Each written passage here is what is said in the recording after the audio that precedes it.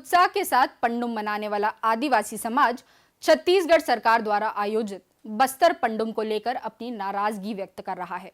आदिवासी समाज का कहना है कि यह सरकारी आयोजन हमारी परंपरा को प्रदर्शन की वस्तु बनाकर हमारी आस्था पर गहरी चोट कर रहा है।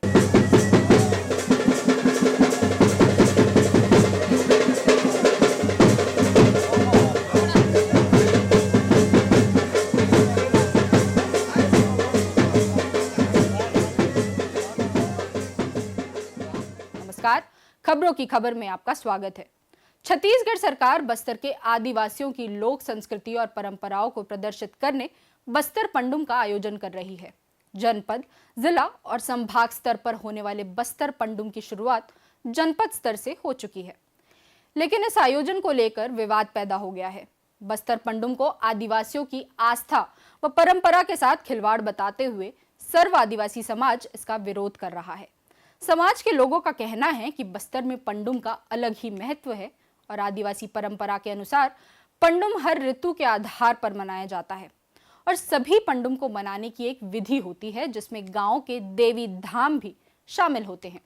राज्य सरकार द्वारा आदिवासी समाज प्रमुखों से बिना रायशुमारी के ये आयोजन किया जा रहा है, जिसका सर्व आदिवासी समाज विरोध कर रहा है। पुजारी सब अपना अपना हिसाब से देवी देवताओं का मनाते हैं। हम पेनों का जो मनाते आ रहे हैं, तो ये बस्तर पंडुम एक नया नाम से प्रदर्शित हो रहा है। उस विषय में मैंने एक सवाल भी रखा बैठक में कि बस्तर पंडुम और हमारा उत्सव अलग अलग चीज़ें हैं। पंडुम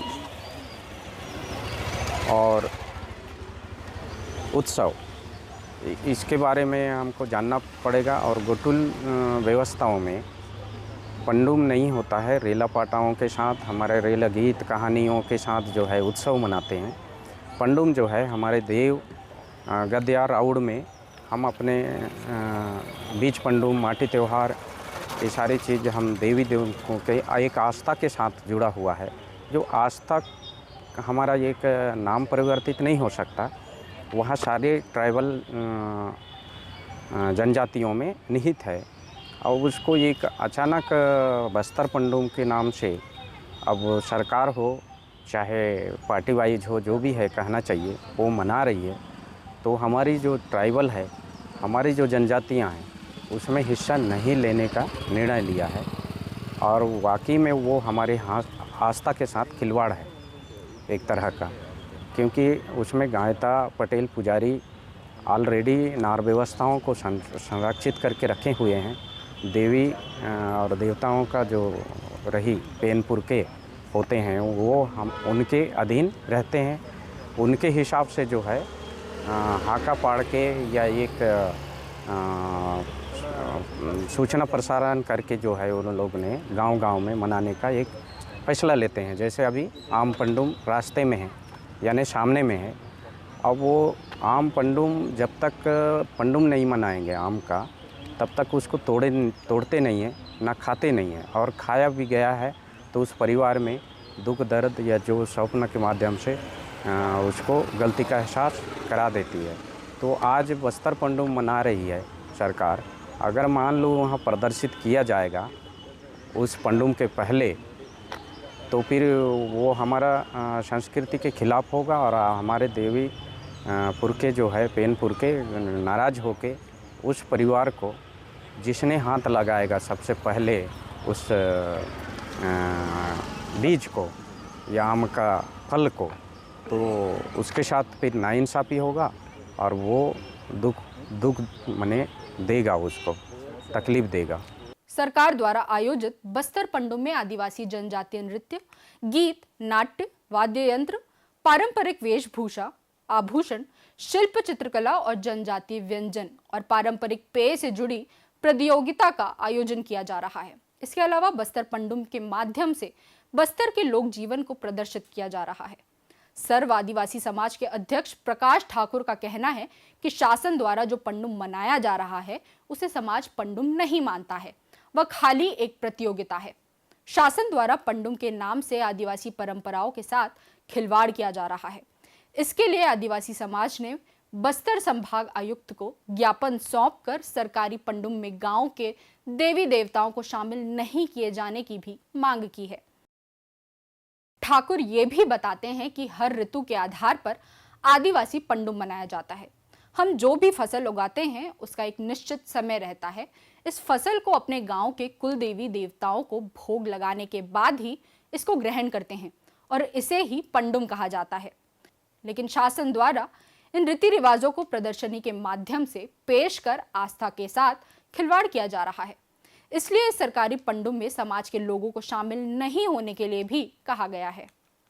पंडुम आदिवासियों के लिए क्यों महत्व है और किस चीज़ के लिए है? हर ऋतुओं के आधार पर पंडुम होता है। जैसे हमारा हर महीना में आएगा, हर ऋतुओं के आधार पर आता है। तो हमारा अभी आएगा तो सबसे पहले हम चैत्र माह से क्या शुरुआत होता है। अब वो चैत्र माह में हमारा मरका पंडुम होगा। तो मरका पंडुम माने चैत्र ही। तो उस समय क्या है, हम लोग नया उसमें भी हर पंडुम में जितने भी पंडुम होता है तो फसल के हिसाब से होता है। तो अभी अपन आमा जोगानी उसी बोलते हैं, आमा है, चार है, चिरौंजी है। तो इन फसलों को उस समय सेवा अर्जी करते हैं, उस दिन खाना चालू करते हैं, तो वो उसका पंडुम हो जाता है। तो पंडुम का अर्थ है कि हम उसको खाने के लिए हम देवी को बोलते हैं कि भाई हम इस चीज़ का हम ग्रहण करने वाले हैं। ये फसल के बाद जो आएगा तो हमारे आने वाला जो भी बच्चे खाएंगे, हमारे परिवार के जो खाएंगे, वो बीमार ना पड़े। और हम लोगों ने चिट्ठी कमिश्नर को लिखे थे कि जो पंडुम का अर्थ क्या होता है और पंडुम और क्यों मनाया जाता है, किसके लिए मनाया जाता है, उस संबंध में हम लोगों ने चिट्ठी लिखा था कि भाई वहाँ पर हमारे जो देवी देवता हैं और उन देवी देवताओं को शामिल ना किया जाए, जिससे कि वो संक्रमित होने की संभावना है। बिना देवधामी के कोई भी पंडुम नहीं होता। जहाँ पर जिस माटी को हम पूजा करेंगे, अनुमति लेंगे, उसके बाद ही पंडुम होगा। पंडुम का अर्थ ही होता है कि देव व्यवस्था। जब तक देव व्यवस्था शामिल नहीं होता तो पंडुम नहीं कहलाता। तो उसको पंडुम का जो नाम दिया गया है वो गलत है।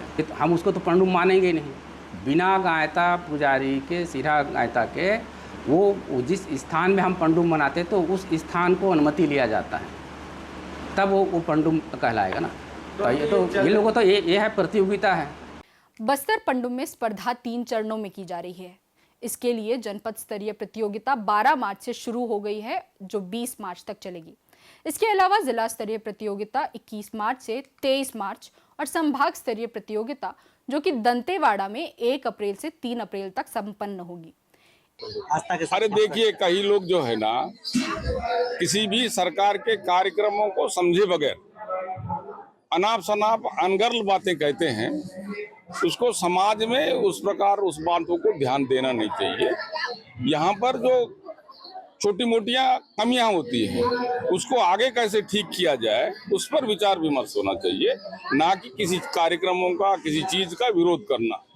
सरकार चाहती है कि बस्तर की संस्कृति बची रहे और उसका जो खान पान, रहन सहन, रीति रिवाज, परंपराएं जितनी भी हो वो सारे के सारे बचे, उसका सरकार जो है वो चाहता है। और ऐसे जो लोग हैं जो समाज के ठेकेदार बने हुए हैं, वो संस्कृति के बारे में तो जानते नहीं है। जो आदमी हमारी संस्कृति को खत्म करने के बारे में जिस संगठन का सचिव हो, या ईसाई समुदाय के लोग जो है ईसाई बनते जा रहे हैं, हमारे ऐसा स्थिति में हमारी संस्कृति बचेगी क्या? जब ईसाई बन जाएं सबके सब, उसका वो समर्थन करते हैं, और ऐसे में हमारी संस्कृति कैसे बचेगी? और संस्कृति की दुआई देते हुए तो संगठन के बड़े बड़े पदाधिकारी बन जाते हैं। लेकिन वास्तव में हमारी संस्कृति की रक्षा करने के लिए ग्रामीण क्षेत्रों में हमारे समाज के लोग किस दिशा में जा रहे हैं, उस पर जो है ना रोक लगाने की भी जरूरत है और उनको समझाने की भी जरूरत है, घर वापसी करने की भी जरूरत है। ये बहुत सारी चीजें हैं जो इस संस्कृति कार्यक्रमों के माध्यम से ग्रामीण क्षेत्र में अच्छा संदेश जाएगा और हमारी संस्कृति की जो धरोहर है जो वो बची रहेगी। हालांकि इस मामले में बस्तर के कलेक्टर हरीश एस का कहना है कि पंडुम शुरू होने से पहले समाज के लोगों के साथ बैठक की गई थी। बस्तर पंडुम में सिर्फ आदिवासी कल्चर की प्रदर्शनी की जा रही है। आदिवासियों के आस्था के साथ किसी तरह का खिलवाड़ ना हो, इसका भी विशेष ध्यान रखा जा रहा है। कोशिश की जा रही है कि बस्तर पंडुम के माध्यम से आदिवासियों की परंपरा रीति रिवाज को लोगों को दिखाया जा सके, जिसके लिए पुरस्कार भी रखा गया है और पुरस्कार वितरण के लिए प्रशासनिक अधिकारियों के साथ साथ आदिवासी समाज के वरिष्ठ मुखिया, पुजारी और अनुभवी कलाकारों को भी आमंत्रित किया गया है। जहां बस्तर के कलेक्टर का कहना है कि बस्तर पंडुम बस्तर में शांति स्थापित करने की दिशा में मील का पत्थर साबित होगा, वहीं दूसरी ओर सर्व आदिवासी समाज इस आयोजन पर प्रश्न उठा रहा है। सवाल है कि सरकार आयोजन को भव्य बनाकर वाहवाही लूटने की तैयारी में जुटी है, लेकिन जब इस पर्व से जुड़ा समाज ही इस आयोजन का विरोध कर रहा है, तो यह आयोजन किसके लिए आयोजित किया जा रहा है? प्रकृति पूजक आदिवासी समाज की संस्कृति व परंपरा को लेकर सरकार चिंतित है, तो उसे जंगल, पहाड़ व उनकी फसल के लिए चिंता करने की ज्यादा जरूरत है। जब ये सब बचा रहेगा, तभी आदिवासी समाज खुशी से अपना पंडुम मना सकेगा, नहीं तो ये सिर्फ प्रदर्शन की वस्तु बनकर रह जाएगा।